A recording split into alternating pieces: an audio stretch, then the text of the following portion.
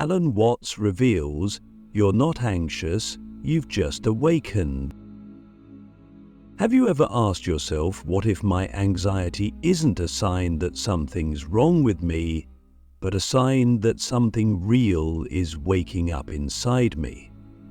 Alan Watts, in his unmistakable voice full of wit and wisdom, often led his listeners into this very paradox, that the very discomfort we spend our lives running from might actually be our first glimpse of truth. And today, we're going to follow that thread through panic, through fear, through the haunting sensation that nothing makes sense anymore, until we discover what lies on the other side. This isn't just another video about calming your nerves. This is a philosophical explosion that will leave you with one staggering realization. You're not broken. You're waking up. Let's start with that tightness in your chest, the racing thoughts, the endless what-ifs, the voice that keeps whispering, "You're behind, you're not enough, something is missing." We call it anxiety and we medicate it, meditate it, numb it, distract it, but very few of us ever ask the deeper question, what is anxiety really trying to tell me? Alan Watts offered a perspective that flips the entire narrative upside down. He said that much of what we call mental suffering is a natural byproduct of spiritual awakening. Because when you start to see through the illusion, when you catch even a glimpse that everything you've built your identity around might be artificial, it doesn't bring instant peace.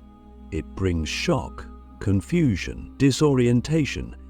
It brings the crash before the clarity. You begin to realize that the things you've chased for meaning, status, perfection, approval, even certainty, are part of a game you never agreed to play, and suddenly the floor beneath your beliefs begins to crack. That shaking, that trembling, that's not dysfunction, that's awakening. Click subscribe to this channel to get more profound insights. It's like being yanked out of a dream you didn't know you were having. Imagine for a moment you've lived your whole life on a stage, acting in a play called success. You've learned the lines, earned the applause, and kept the audience impressed, but one day, mid-performance, something strange happens. You forget your lines. The applause sounds hollow, and worst of all, you start to hear a voice from backstage asking, "Who are you without this role?" That moment, my friend, is where anxiety is born. It's not a chemical defect, it's the nervous system realizing the curtain is lifting on something much deeper. Watts described this experience not as failure, but as the beginning of awakening. He compared the ego, the self-image we've clung to our whole lives, to a whirlpool in a river. It looks separate, it looks solid, but it's just movement, flow. There's nothing fixed about it, yet we try to hold it still. We try to define ourselves, freeze ourselves, control the flow of life. And anxiety is what happens when the water starts pulling us back into the current. We resist, we cling, we panic. But here's the mind-blowing insight. You were never the whirlpool. You were the river the entire time. The self you're afraid of losing wasn't your real self. It was a temporary shape in the great movement of life. But here's the catch, and the reason this video matters. No one tells you that waking up hurts. They show you peaceful monks on mountaintops, but they don't show you the raw fear of realizing your old life doesn't make sense anymore. They don't show you the existential vertigo of seeing through the mask for the first time. That's why so many people think they're losing their minds when they're actually finding them. You might feel like you're falling apart, but what's actually happening is that the false self, the one built on shoulds, musts, and not enoughs, is crumbling, and underneath it is space, freedom, stillness. Not the stillness of control, but the stillness that arises when you stop needing to be anything other than what you already are. Let me ask you something direct, something uncomfortable. What if the anxiety you feel isn't the problem, but the evidence that you're finally seeing the truth? What if your breakdown isn't a crisis, but a threshold, a gateway? Imagine that. Imagine that everything that's been tormenting you was actually a sacred message, a coded signal from the deeper parts of your being saying, it's time to wake up. You're not here to play this game anymore. This is why Alan Watts was so dangerous and so necessary. He didn't offer you peace through escape. He didn't promise you a quiet mind by suppressing your questions. He invited you into the fire. He told you that anxiety, far from being your enemy, could be your greatest teacher, because it means you're no longer numb, you're alive. And life, real life, is not clean, tidy, or controllable. It's chaotic, uncertain, and dazzlingly unpredictable. The fact that you feel anxious isn't a mistake. It's proof that your awareness has expanded beyond the lies.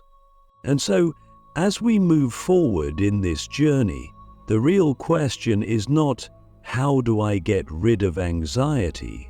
But rather, what is awakening asking of me now? What happens when I stop fighting the discomfort and start listening to it like it has something vital to say? Anxiety is not the enemy. It's the alarm clock of the soul. You see, we've been lied to, not by some evil force, but by the very structure of modern life. It teaches us that anxiety is a malfunction, an error in the system, something to silence, suppress, or fix, with endless distractions, endless scrolling, and just enough productivity to keep us too busy to feel. But Alan Watts didn't see it that way. He flipped the entire narrative on its head and said something most people don't want to hear. Anxiety is what happens when your soul refuses to keep playing dead. It's the sound of something sacred trying to wake you up. It's not a malfunction, it's the alarm clock going off inside your being, alerting you that the life you've been living is too small for who you've become. Let's get real for a second. If anxiety were just a biological problem, then why does it spike not during physical danger but in moments of quiet? Why do so many of us feel more anxious at night, lying in bed staring at the ceiling, than we do when faced with real external threat? Because in those silent moments, something we've buried begins to whisper. It's the voice that says, this isn't who you really are, and most of us have trained ourselves to panic at the sound of that voice. We've mistaken it for doom, when in truth it's the call of awakening. Watts said it beautifully. You are the universe, experiencing itself. That's not metaphor, that's metaphysics. And the universe doesn't fit into your 5-year plan. It doesn't shrink to match your job title, your relationship status, or your list of goals. So when your soul begins to stir, when it starts pushing against the walls of your carefully built life, it can feel like everything is breaking. But what's actually happening is expansion. That's why the anxiety doesn't go away when you get the job, or when you find the person, or when you tick off every item on the list of how to be happy. Because you're not meant to be fulfilled by the checklist, you're meant to outgrow it. The anxiety stays because it's not a problem to be solved. It's a compass, pointing to where your truth is being ignored. It's your system lighting up and saying, You weren't born to play small. The pain you feel is the tension between the life your soul wants to live and the life your ego has settled for. Here's the deep part. Anxiety reveals the gap between what is and what wants to be, and you can medicate it, deny it, suppress it, or you can finally sit with it. You can treat it not like a curse, but like a messenger. What if, the next time you feel that panic rising, you don't run from it? What if you greet it like a signal flare from the deepest parts of you saying, "Come home"? That's not easy, it's radically hard. Because when you finally listen to your anxiety, it will ask you questions your ego doesn't want to answer. Questions like, why are you still in this job? Why are you hiding your gifts? Who are you trying to please?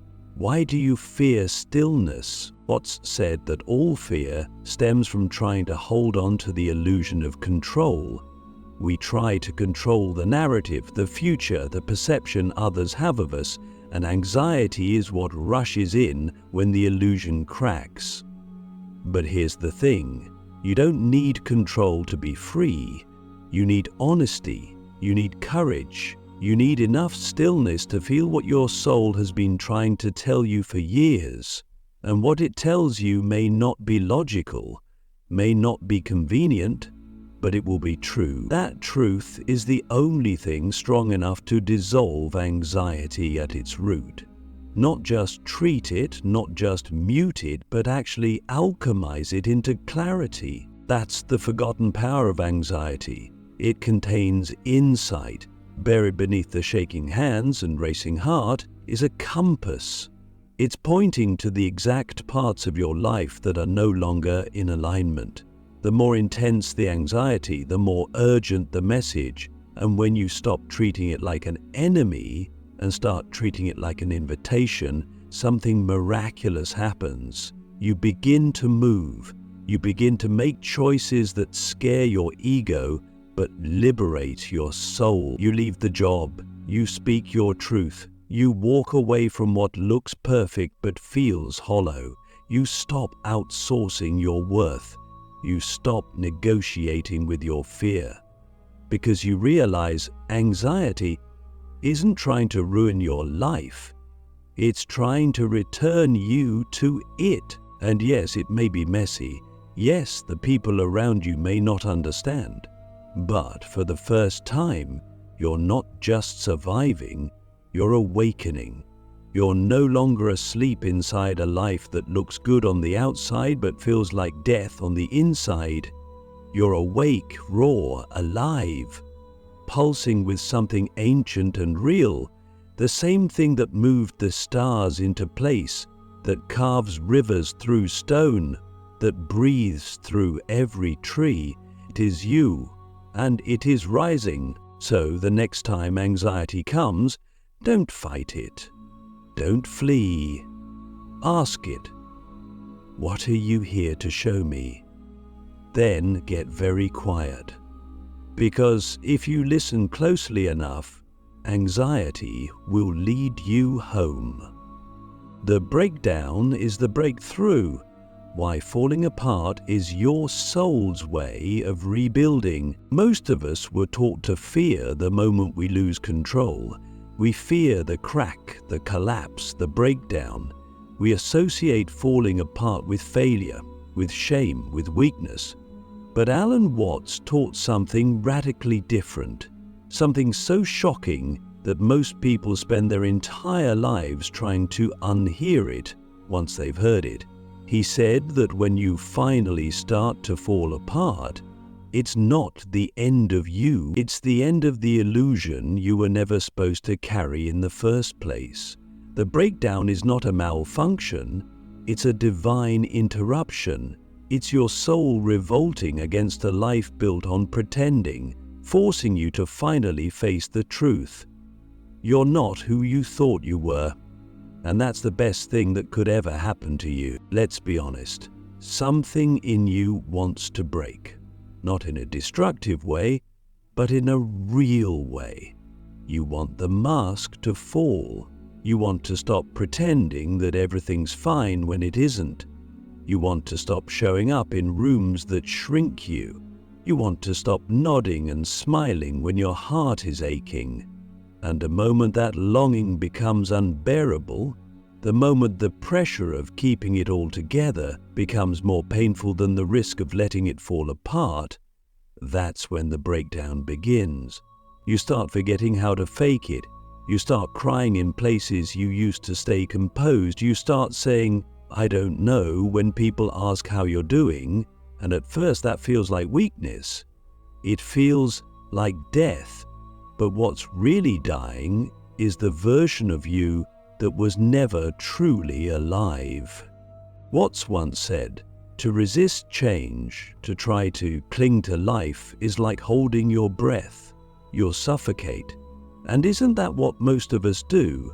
We suffocate ourselves with old stories, with outdated identities, with the pressure to keep playing a role long after we've outgrown the stage. But when you finally stop holding your breath, when you let go and allow yourself to collapse, what you find isn't emptiness, it's air, it's space, it's truth. The collapse clears the space for something authentic to rise. It demolishes the architecture of your false self so that something more real, something eternal, can begin to grow. But let's not romanticize the process. The breakdown isn't gentle. It doesn't ask for permission. It doesn't arrive with a manual. It tears. It burns. It confuses. You'll find yourself in moments where nothing makes sense, where you can't explain why you feel what you feel, where you can't go back to who you were but don't yet know who you're becoming. That's the in-between.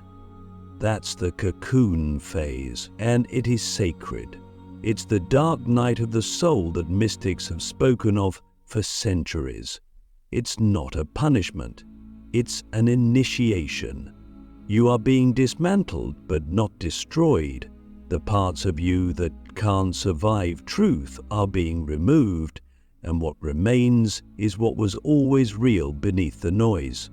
This is why the world doesn't understand people who are truly awakening, because from the outside it looks like they're failing. They quit the job, they move to a smaller space, they lose friends, they stop smiling so much.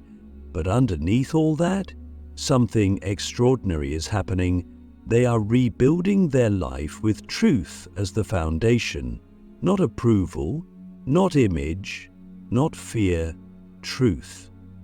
They're learning to make choices from the soul, not the script. And yes, it costs them comfort, but it gives them themselves.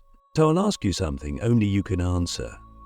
What part of your life is trying to break down right now? What are you holding together that wants to fall? What truth are you suppressing because you're afraid it might unravel everything? And more importantly, what could be born from the rubble if you let it? Because once you've broken, you're no longer afraid of breaking. Once you've let go, you're no longer ruled by what you might lose. That's where your power begins, not in the perfection of the old self, but in the rawness of what's rising from underneath it. But Watts would say that when you lose who you thought you were, the world becomes strange and beautiful. You notice things. A cat sitting still becomes a revelation. A tree swaying in the wind becomes a mirror. You're no longer living in concepts, you're tasting life raw. You feel everything deeper: love, grief, wonder. And through that openness, you become more human, more alive, more you. So the breakdown isn't just something to survive, it's something to honor. It's the moment the curtain is pulled back and you see that the old life was too small, too scripted, too safe. And on the other side of that collapse, clarity, stillness, space to build something wild, sacred, and completely aligned with who you really are. You're not broken, you're becoming whole for the first time. Let's end this journey by throwing away one of the most dangerous lies you've ever believed. The lie that you are broken, that something in you needs fixing, that your anxiety, your sadness, your confusion are symptoms of being flawed. But Alan Watts knew the truth long before it became popular to speak gently about the soul. You are not broken, you are awakening to wholeness. What you're feeling isn't damage, it's depth, it's not dysfunction, it's divine discomfort, shaking you out of the sleepwalk most people call life. You see, modern society thrives by convincing you that you're incomplete. It says you need more success, more love, more validation, more control. And so we chase and we burn out. And when we collapse, the system calls us weak.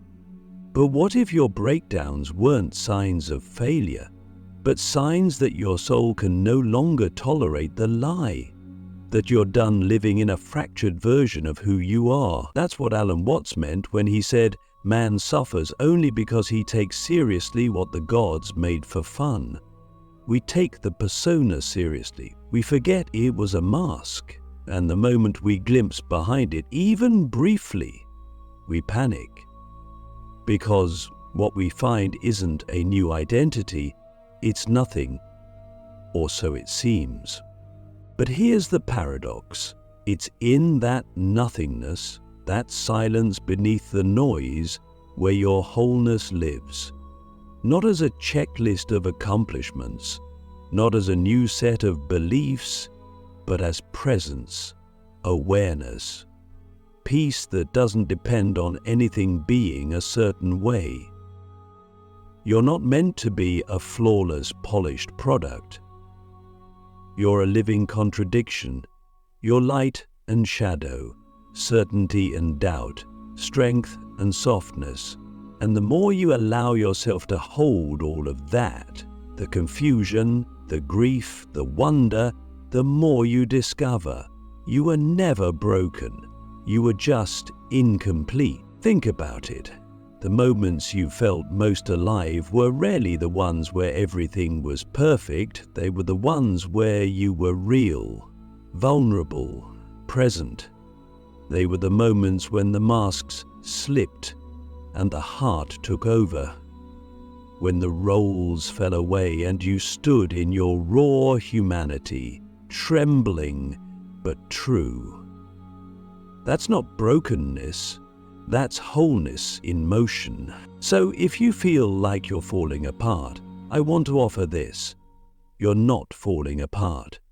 You're falling back into yourself, into what's always been underneath the performance, into the part of you that doesn't need fixing, only remembering, the part that knows how to breathe, how to love, how to trust the mystery even when the path disappears. Watts believed that true peace doesn't come from controlling life. It comes from surrendering to it, from knowing that you are not the wave fighting the ocean, but the ocean remembering it is the wave. Let this video be your reminder you're not alone in this. The anxiety, the panic, the deep aching questions, they're not signs of weakness. They're signs that you're alive, awake, that the soul in you has decided it's time to stop playing pretend and start living from the deepest truth you've got. To breathe. Don't rush to fix. Don't run back to the mask. Just be here. Let the cracking open continue. Because the more you let go, the more you'll realize you're not breaking down, you're breaking free, and that is where real life begins.